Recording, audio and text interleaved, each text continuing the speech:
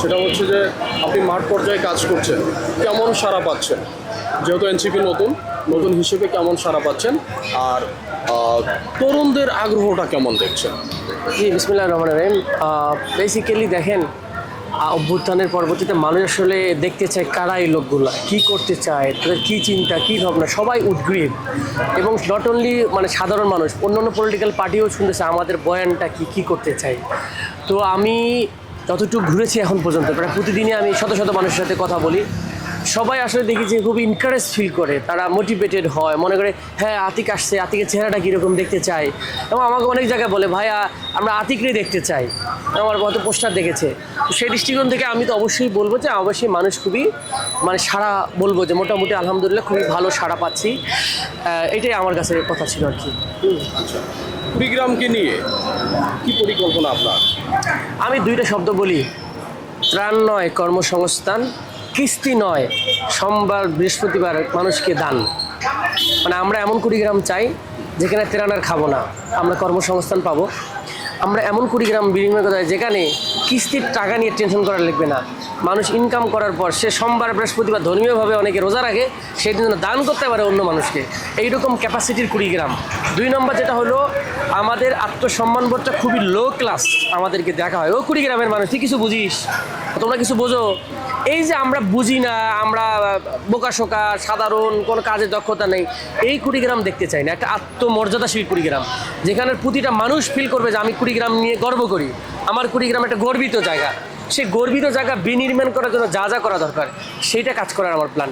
এর জন্য শিক্ষা বলেন, কর্মসংস্থান বলেন, নদী ভাঙন রোধ বলেন, মানে মাল্টি স্ট্রাকচারাল কাজ যেটা বলে। সো উই ডু হ্যাভ 17 এজেন্ডাস, আমাদের 13টা মানে আমাদের 13 দফা আছে, যেটা আমরা কুড়িগ্রাম পরিবর্তনের জন্য আমরা মনে করি যে খুবই কার্যকর ভূমিকা পালন করবো। এখন এনসিপি থেকে তো আপনি চূড়ান্ত, সেই ক্ষেত্রে আপনার কুড়িগ্রাম 2 আসনে শক্ত প্রতিদ্বন্দ্বী জামাত এবং বিএনপি, সেই ক্ষেত্রে আপনার অবস্থানটা কেমন দেখছেন বা প্রত্যাশা কেমন করতেছেন? এখন দেখেন, কুড়িগ্রামের এই আসনটা খুবই মানে কমপ্লেক্স একটা আসন, কেউ বলতে পারবে না যে এককভাবে উইল উইন।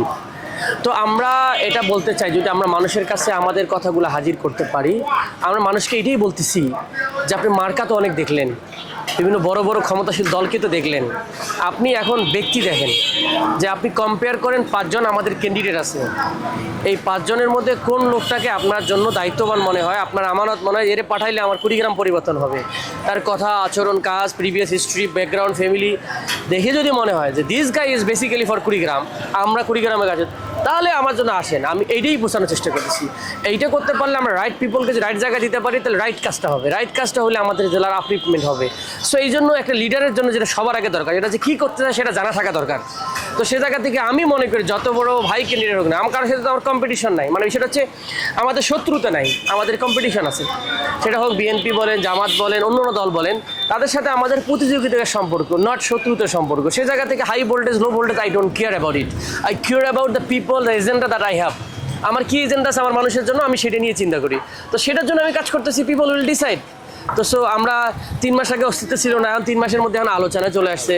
তো 3 মাস পরে কী হবে সেটা ইউ উইল আন্ডারস্ট্যান্ড, যে পিপল উইল সি যে কাকে আমরা কথা বলছি, কার সাথে কথা বললে কী হবে সেটা বুঝে যায়। কারণ সত্য মিথ্যা ভেরি ক্লিন, হ্যাঁ, নোনতা এবং মিষ্টি ভেরি ক্লিন, তা মানুষ বুঝতে পারে যে সংস্পর্শে আসলে। আমরা হলে সময় পাচ্ছি না, আশা করি আপনারা এটা আমার মাধ্যমে পৌঁছায় দিবেন, আপনার মিডিয়ার মাধ্যমে, যেন আমরা মানুষ রাইট জিনিসটা বুঝতে পারে আসলে কার কী প্ল্যান, কারে দিয়ে কী হবে। জি ধন্যবাদ, ওকে, অসংখ্য ধন্যবাদ।